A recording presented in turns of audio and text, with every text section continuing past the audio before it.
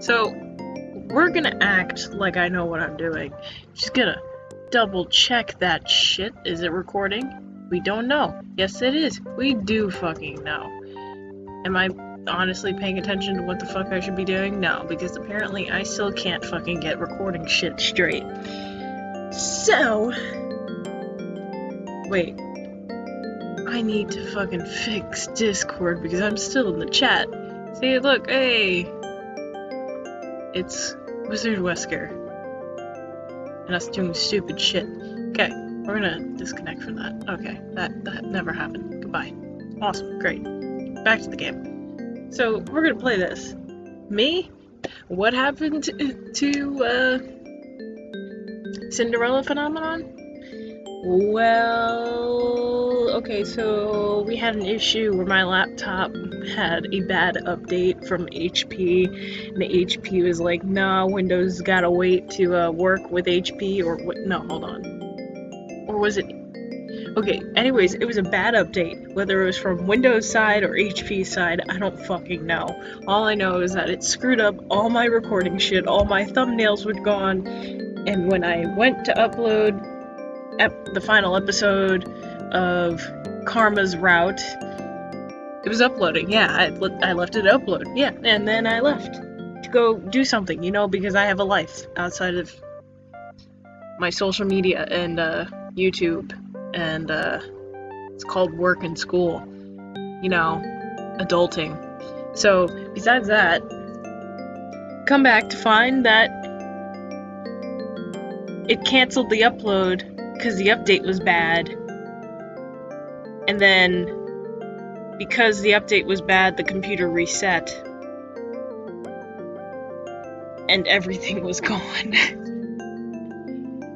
So, I lost that video, and I've been so fucking lazy to actually, remake it.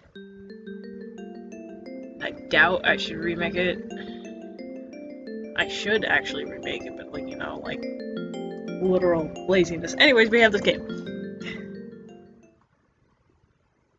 Excuse me as I silently burp, because I had 2 sodas, like an idiot. But, you know, barbecue ain't gonna, like, eat itself with just food. You need something to wash that down. Okay, you wake to a tingling sensation all over your skin. Oh, we got special controls? Oh, yeah, we do. We got special controls, because apparently clicking does not work. Oh, wait, no, it does. Back one, please. Something is wrong. Oh, we're going back. I can't fucking focus. It's a school night. I still need to take a shower. And it's 12 a.m. Let's do this. Alright. Liquid. There is liquid inside your mouth. Really? It's called saliva. In your lungs. Oh, that's not good. Before the thought even fully forms, you are spitting and gagging, expelling the fluid in great desperate heaves. And if you guys are wondering what this is about, I ain't telling you shit. We're gonna find out, because honestly, reading the description was a kind of flaky. It was kind of like, really, I'm not giving you much of information at all. Besides, basically, there's this android, saves you, blah. That's literally it. Before we read this, that absolutely scared the shit out of me. I am now cringing. Whatever it is, you eventually hack up the rest. Now that improves your situation much. Please don't gasp again. Your surroundings are black as pitch.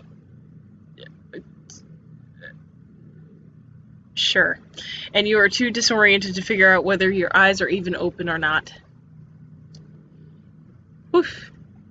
Anyways, I went on itchy.io, I think that's what it was, and found a bunch of Game Jam games, and decided, well, I'm trying to find a new co-op survival game that Wiz and I could play, but, like, well, this will work in the meantime while I wait for other games to download. Anyways, there's no clear sense of up or down, and when you try to move your limbs, they fail to respond. You trace the seam of your lips instinctively with your tongue, frustrated and forgetting to avoid the remnants of the fluid you coughed up earlier. Disgusting. Despite it, you feel as if you haven't had anything to drink in years. You collect your strength just enough, too. Oh, look. Choice. Can I go back? Is there a back button? I want to save. Attempt to sit up and orient. I feel like this is the correct spelling, but I feel like it's also the wrong spelling, and I feel like I'm going to say this wrong. Orientate yourself. I don't think that's how you're supposed to say it, but orientate yourself. Orientate? Yeah, probably. I can't English for some reason, despite it being my first language. Sarcasm is my first language, actually, you know. It takes a moment to mentally fortify yourself, and while you wait, you give your fingers an experimental twitch. You are laying on some kind of hard surface. Great, my back will hurt later. Intrigued, you try to wheel your legs out to the side, experimentally, only to realize that they won't budge. Well, shit. Your arms and legs are strapped in place by thick metal restraints. What alien abducted me? A table of some kind, then. Yeah, we're gonna get experimented on.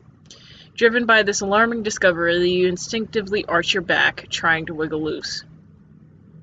To your mounting dismay, you find that you've been shackled by the waist as well. You aliens are dicks. What in the hell is going on here? The darkness around you is absolute. Probably because if I can't tell if my eyes are open or not, I'm either blindfolded, my head is covered, or the lights are off in the room. Easy answer. I should turn down this fan.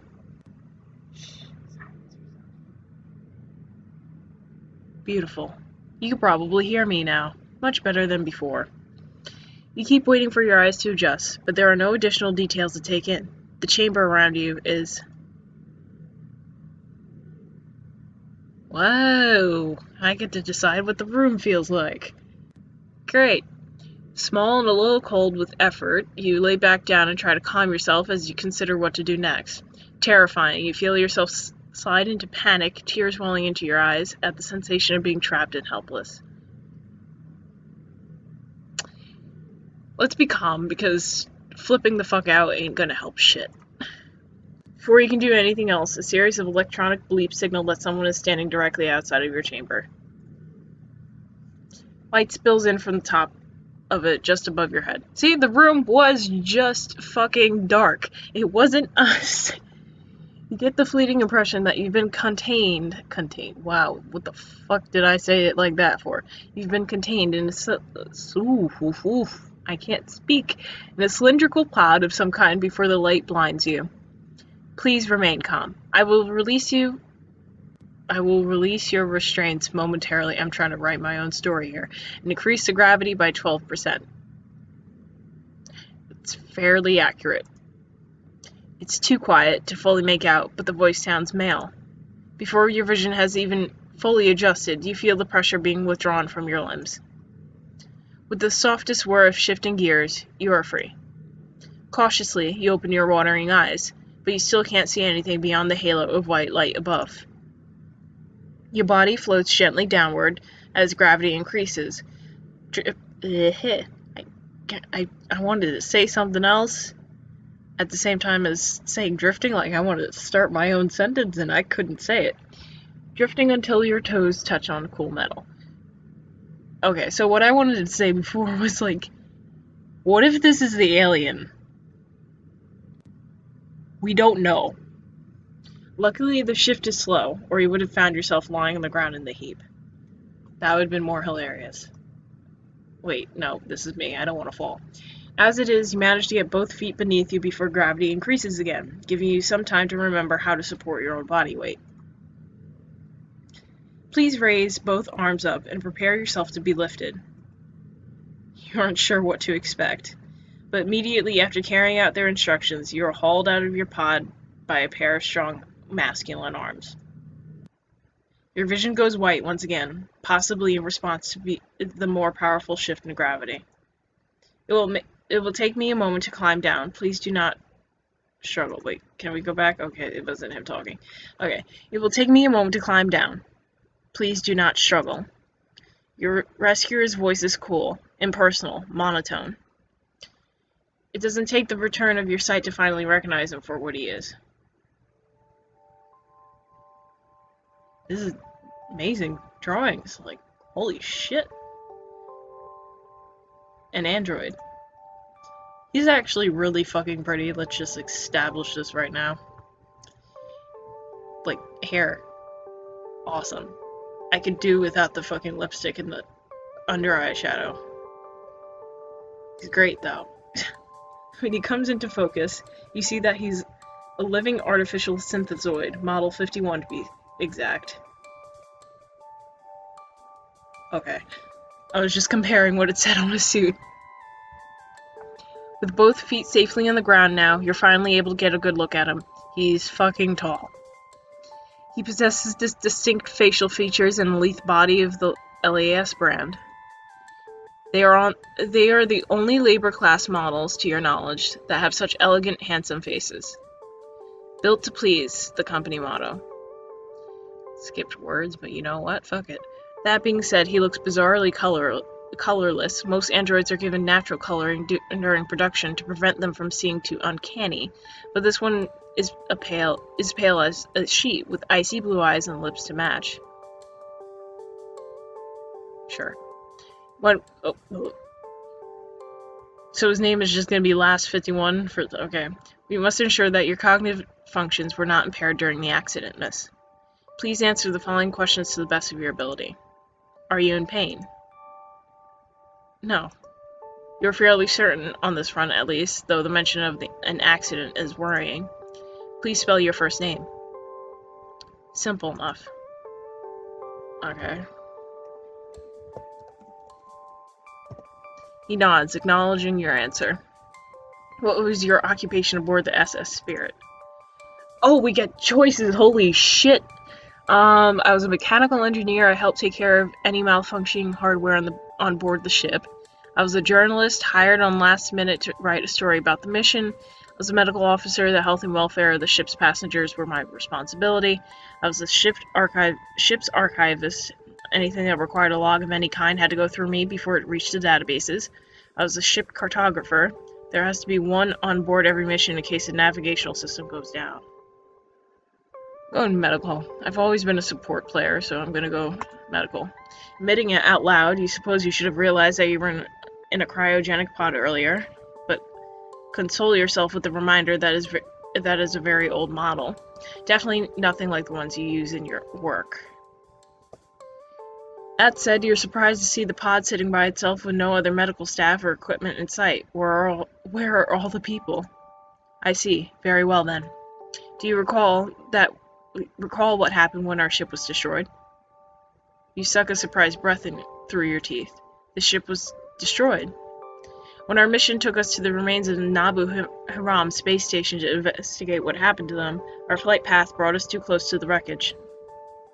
Vaguely, you remember enlisting for the mission and hoping, along with everyone else, that the voyage would lead to some answers regarding the infamous spacecraft's destruction. Nearly 5,000 souls had been lost, and after the initial rescue crews had determined there was no one left to save, your ship was dispatched to investigate the root cause of the tragedy. Only to fall victim to a similar incident, it would seem. The android hesitates in a very human way for a moment before continuing. I do not have sufficient data to say for certain, but it is my belief that our ship's hull was breached by some form of undetectable debris.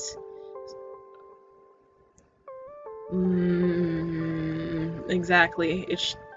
That shouldn't be possible. What kind of debris wouldn't show up on our sensors? That's what I'm going for, but I want to read the second answer because, gotta read through all your answers. Tip for taking tests. So here we go. Could it have been an attack? Could it? We should have been able to detect anything threatening nearby.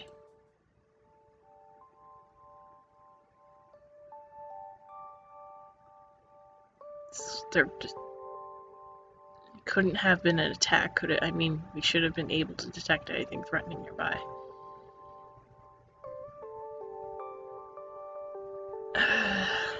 If it was debris from the wreckage, it would more than likely show up on our sensors. If I know space shows and games and everything, Unless you include Mass Effect, which is a random natural anomaly called the... I haven't played that game in a while. Oh my god. It's been a year since I played that game. Mass Effect Andromeda, what is it called? The Scourge. The Scourge was a natural anomaly that the scanners just didn't give a shit about until damage was done to the ships. Anyway, so it's possible it could have been an attack, you know, like Klingons. They're fucking...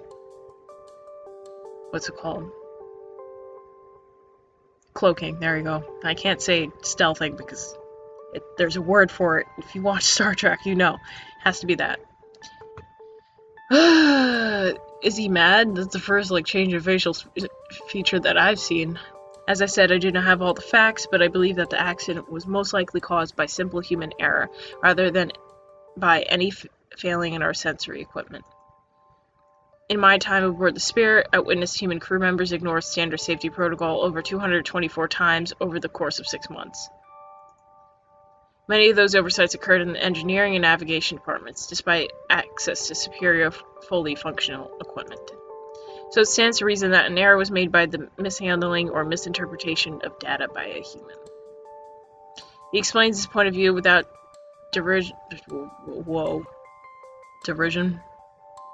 I'm gonna get slaughtered on YouTube for this, or disdain, but he doesn't exactly try to soften his examination of your former crew's failings either. Not out of respect for your feelings, and certainly not out of respect for the dead. He is simply presenting his hypothesis in the most direct, logical manner he can, as he was most likely been programmed to do. It's hard not to take offense to the callous words, but regardless of how it happened, the result is that there was a breach. The impact completely destroyed one engine and damaged another to the point that it became unstable. As you were the sole occupant of Flight Deck 9, apart from myself, I was unable to get anyone else to safety before the second engine imploded. His eyebrows furrowed just a fraction at what is clearly an unpleasant memory. On a human, the expression will look only mildly perturbed, but it is actually pretty emotive for an android. You were just able to clear the blast radius in time, but the exploding drive core sent out a shockwave that rendered you unconscious. Try as you might, you can't remember much of this. If you concentrate, you get the fleeting impression of being carried across the flight deck by someone with strong, solid arms, but that's it. There's no face to go along with the memory, no context, just the feeling of being carried and a strong sense of fear. In fact, you might have been suspicious of his story had he been human. An android, however, would have no reason to lie, and certainly couldn't have actively endangered you.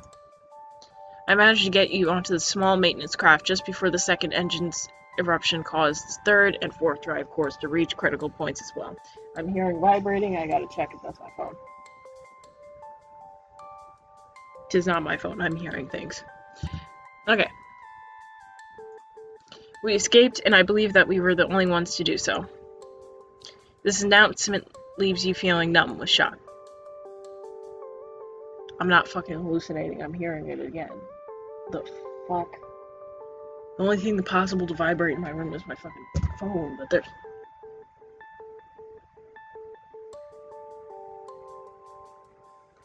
Fight me. Whoever it is, fight me, or whatever it is. All those people gone in a span of minute. Maybe I skipped a little bit. Nope, okay. All those people gone in a span of minutes, and most of them had been people you knew. The LAS Model 51 finishes the report calmly. It is fortuitous English. I have a freaking SRI rating score of 1600, but I can't fucking read. I can't pronounce words. Alright, that I already possess knowledge of the shuttle in my database, and I just enough time to stabilize you before getting you into the cryogenic chamber for the beginning of our journey. Okay, questions. Yes, question time. So I've been asleep then this whole time. How long have I been out? That's one question. You checked me for brain trauma then. It's risky to put injured people in cryopods. Alright, so we're on a ship. Now what? I doubt we have enough supplies to make it all the way back home.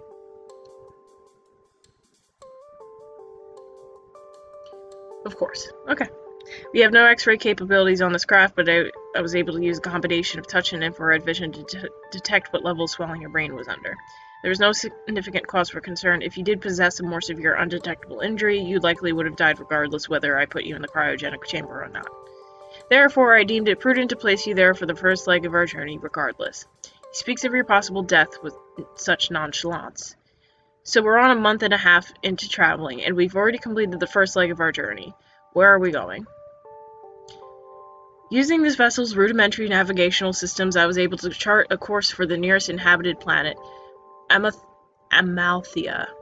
Okay, is only 2 months and 24 days from here. Oh, okay. Unfortunately, your pod is an older model and not suitable for any kind of extended use. He shifts, looking almost uncomfortable. In fact, we may have already stretched beyond its limited capabilities by keeping you in cryo-sleep as long as we did. There was no timer set when you entered, so I had to wake you up manually to prevent any malfunctions or loss of life support. That, combined with your physical state before going in, is likely why you're waking so unpleasant.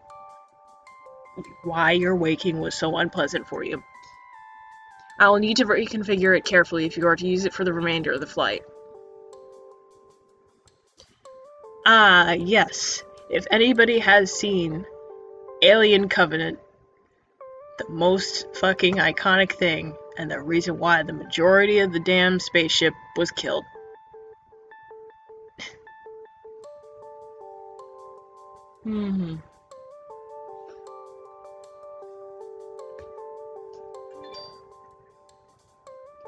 There's a notification.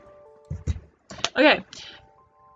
So, honestly, I don't mind going back one more time because reasons. Because it's reasonable, but I need to know if I don't have to go back under there, or the machine isn't capable for having me again in... It's not really fucking sexual. Capable of containing me for another month or so, then I need to know if I can at least recover from the most recent one. Okay. Of course. So there's 3 months left, it said, I think, right?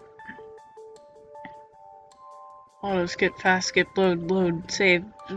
There's no log, so I can't read back. Okay. I don't know how long we're in here. I don't remember. Okay. This craft is only stocked with enough emergency rations for 1 month, but as maintenance crews are often made up of 4 or 5 personnel, there should be more than enough for just you. However, there's still a risk that our flight path could be interrupted or that we might not receive immediate assistance upon landing. Amalthea is a sparsely populated planet due to its harsh environment, and the communication devices we have on board are somewhat outdated. It would be best to mitigate those risks by placing you back in cryogenic sleep for at least part of the journey. You feel your face betray some of your anxiety at the thought of going back into the pod, and to your surprise, the android actually seems to pick up on it. He hesitates before slowly adding, "If we ensure that your physical health is up to standard before putting you under again, your waking should not be nearly as traumatic next time. How do your limbs feel? Can you walk?" You test out your legs first. A little wobbly, but functional. Seeing that you are all right, he places one hand at your elbow to help you lead from the cryo chamber. Whoa, English. "Allow me to show you around the craft, Miss Akuma." He leads you out into a long hall, a flight deck that appears to stretch the entire length of the craft. There are several doors along the hall, all closed, and the android points each one out to you in turn. The shuttle was used by maintenance crews whenever they needed to operate independently of the main ship. For the convenience of the crew and to prevent them from wasting fuel flying back and forth to the main ship, it was outfitted with functioning living quarters. They are quite minimal, however, as I'm sure you'll see. He points out the door at the end of the bridge toward what you guess is the nose of the shuttle. The navigation room is down that way. He nods his head in the opposite direction at the door you just emerged from. The cryogenic chamber and the engine are both in there. This room and the navigation room are both sealed by a keypad that only a member of the crew may unlock. It would be pointless for you to try and enter. There's a blandness to his voice that manages to keep his statement from sounding too condescending. Still, just point out his facial expression that looks just like, "I'm so fucking offended." Still, you find yourself frowning a bit as he leads you further down the hall. Over here is a small fitness center we have on board for the crew to combat the effects of zero gravity whenever that becomes a concern. We have sufficient gravity controls engaged at the moment, but I believe we can still use the facilities to strengthen your body for transport back into the cryo chamber. Before you can even examine the room, he leads you to the next. The muscles in your legs twinge uncomfortably, and your companion takes notice, adjusting his hold on your elbow so that he can support more of your weight. The food dispensary is here, and next to it the crew members' bunks. You find yourself breathing hard, even though you barely exerted yourself since waking up. It's a struggle to get inside the cabin, but the android compensates for your clumsiness, practically carrying you the remainder of the way to your bunk. It isn't the fanciest of accommodations, you wouldn't even call it as comfortable looking as the average escape pod. But the feel of relatively soft mattress beneath you is enough to make you want to drop off to sleep, immediately. And as if sensing your desire, the android obligingly bends to remove the boots from your feet. Funny, you hadn't noticed your clothing before this moment, but you aren't wearing your usual uniform. Instead, you wear the human variant of the LAS model's maintenance uniform. Did you change my clothes? He nods, looking completely unconcerned. Your clothing was soiled in our escape, and I determined you should be as clean as possible before entering the chamber. I bathed you as well. Blushies. You know he's a robot. It ain't much. Okay, this piece of news is almost enough to have you jolting out of your bunk despite your fatigue, but exhaustion creeps quickly over your body now that you're prone. What does it matter? Your sleepy mind argues gently. He's just an android.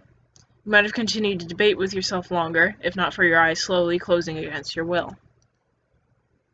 Last thing you're aware of before falling into a deep, dreamless slumber is the feel of the android dutifully draping a blanket over you. So sweet. Probably just programming. ... Your eyelids feel inordinately 12:23 heavy the next time you try to open them. When you're finally able to see the room around you, the unfamiliar surroundings take you by surprise. A sparsely decorated compartment on some kind of maintenance ship. The memories return quickly after that, making you wonder how long the android let you sleep. Ugh. A sharp pressure on your bladder makes itself known, and you rush as fast as you can, which admittedly is not very fast to the latrine area. Latrine. Shit, nice bathroom. Holy fuck. Takes a moment to relieve yourself, almost as if your body has forgotten how, and once you've finished, it quickly becomes clear that your muscles are protesting any kind of movement at all. Your legs tremble a bit as you stand. Showering jumps to the top of your agenda, as you're not sure what you'll feasibly be able to do on your own in this condition. Painfully aware that you went nearly 2 months without bathing, you slowly peel away your borrowed uniform. It sticks to your skin in an unpleasant way. Eventually, you manage to strip without collapsing and step into the cramped shower stall. Running water is a luxury on board larger spacefaring vessels like the SS Spirit, so you aren't quite sure what to expect when you turn the old-fashioned nozzle in front of you. To your pleasant surprise, a spray of lukewarm water immediately rushes through the piping. It would appear that this tiny maintenance vessel is old enough to have not been outfitted with sonic replacements yet. You adjust the temperature, letting the hot water soothe your aching muscles and wash away the grime. As you reach for the soap dispenser, your thoughts turn to...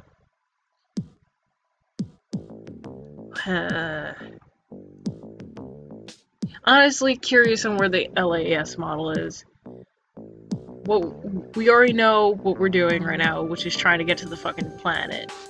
We already know what they're dead. They're 100% dead. We know this. So... something about him seems slightly off, and you can't be sure what. He definitely functioned the way any other android would, but there was an unsettling edge to the way he sometimes spoke. For all of his bland words, his eyes, they had the capacity to go just as cold as any human's. Or are you imagining that? You could easily be projecting your own feelings of frustration onto the android, you suppose. You certainly hadn't wanted to hear some of the things he told you. Maybe his outlandish coloring also makes him seem more threatening somehow. Mindful of wasting any excess water, you regretfully turn off the warm spray and wring out your hair. Speaking of which, I still need to take a fucking shower myself. Turning around and blinking through the fog of moisture hanging in the air, you're shocked to see. What the? He's there.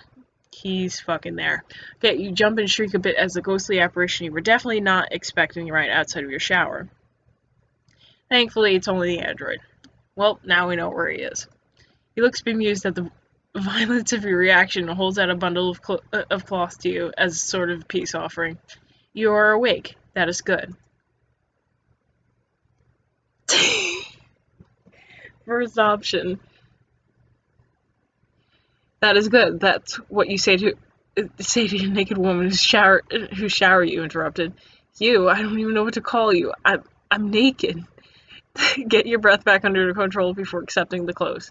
Thanks. Yep. As you dress, your heart slows down to resume a normal, steady rhythm. You remind yourself that. It's ridiculous to get worked up over a robot seeing you naked of all things. Yeah. He's not like a man, after all. He doesn't derive any pleasure from the sight. He isn't judging you. At that thought, you wonder why he didn't simply wait for you to be done in the shower before barging in. As I am simple labor class android, my makers did not see fit to equip me with social sensitivity chip. I said that shit out loud, didn't I?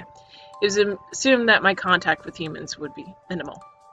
He's not quite giving you an excuse for his behavior, but you have to remind yourself that androids don't make excuses in order to discern the difference. He meets your gaze once you're finished dressing. I had the vessel's status unit set to inform me the moment you regained consciousness. It alerted me to you that you awoke approximately 40 minutes ago. My apologies, but after 30 minutes went by, I grew concerned that you had injured yourself or were unable to move. Okay, why would you make the machine alert you to when I was awake if you weren't going to check up on me in the first place? I would not have presumed to barge in to your private quarters under ordinary circumstances, but as you have activated my safety protocols, I felt I had no choice. The knowledge that he was under some sort of compulsion to make sure you were okay allows you to feel like you understand his reasoning a bit more.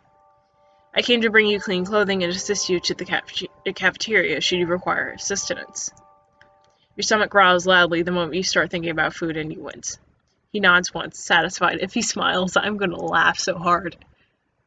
Nope, he didn't smile. Oh, I'm so disappointed. Allow me, miss. Without an invitation or prodding, he gently takes hold of your arm and leads you out of the latrine area. You pass through your cabin, leaning more on him than you intend to, and he adjusts his grip so that he can support you without hurting your sore muscles. You step out into the hall briefly before he takes you through the door right next to yours. The food dispensary looks sparse and a bit cold. There are empty chairs, a table, and the actual dispensing apparatus with the nearby waste chute. It's a place meant for chatter and camaraderie. Without them, it looks utterly useless. It looks utterly cheerless. Not at all the type of place one would seek out to enjoy a meal in. Please sit, I shall procure a meal for you. It's on the tip of your tongue to insist that his help isn't necessary, but your legs wobble and practically collapse underneath you the instant you hover over the closest available seat. You doubt you'll be able to get them to move again anytime soon. The LAS model punches in a few commands and on the console, and soon enough the dispensary spits out a meal on a cardboard tray, ready for your consumption. Even from across the room, it doesn't look particularly appetizing. After ordering you a mineral and electrolyte enhanced beverage, the android makes his way back over to you, meal in hand. You arrange the items neatly in front of you. You should find that I've optimized the available menu options to provide you with the most balanced diet possible.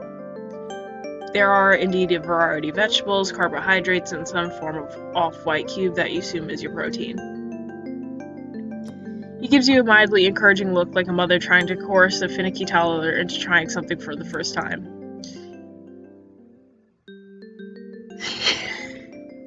This game, I swear.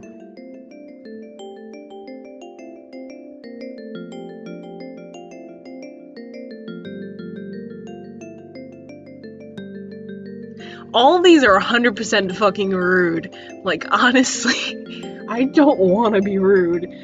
And if I am going to eat something, obviously he's trying. I'm gonna be a dick. Yes. Doing it. Regret nothing. Gamely try a bite. Gamely.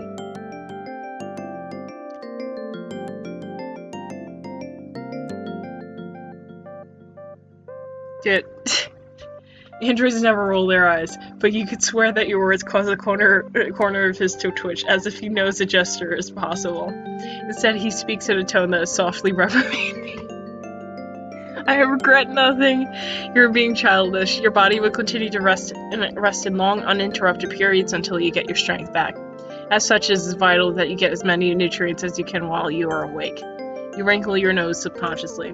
Seeing it, he adds firmly, "You must eat this. I cannot use an IV drip to supplement your nutritional intake without monitoring you the whole time you sleep. If anything happens to interfere with our flight path while I'm..." Alright. Grudgingly, you take a bite. The good news is that the food only tastes about as half as bad as it looks. It is very, very bland, but not so much so that the flavor is bad per se. The bad news is that the complete lack of taste leads one to contemplate the texture with new focus, and it is odd, to say the least. The off-white thing, in particular, has an unpleasant, rubbery feel to it.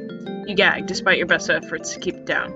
Seeing that you're having trouble, the LAS model helpfully scoots your beverage closer. You need something to take your mind off the horrid mass of half-chewed protein in your mouth. Start up a conversation. You cast about for a topic to discuss when your eyes suddenly land on the model. Make and number, emblazoned, emblazoned, whoa. Holy shit, emblazoned over his left pectoral. So you're a living artifact, that must be... Wow. You hide a grimace at your own awkward-sounding question. It was the first thing to come out. Thankfully, the LAS smiled. It doesn't seem inclined to tease or give you a hard time about it. He simply furrows his brow a bit in confusion. I don't know another way to be, so I'm unequipped to. I should have been more clear. You cut across him, a little more rudely than you intended, as the last bite of dehydrated vegetable quiche nearly chips your front tooth. I meant to imply that you should tell me more about yourself. What's your story? My story? You nod, chewing with difficulty. I don't know what you mean. I doubt you wish me to recount my entire history from the time I was commissioned to the time I served aboard the Spirit, and I'm afraid I'm not sure which details you wish to know. Your eyes dart back up to the mark on his chest, and you gesture slightly with your fork. Do you have a name or a number? How do you people usually distinguish yourself from other Model 51s? He meets your gaze and holds it steadily for a moment before responding. Most LAS models have serial numbers that are used to tell them apart. His hesitation is very slight, but as you are rather desperate to concentrate on anything other than what's in your mouth, you catch it. I do not have such a number. My creator simply called me Silas.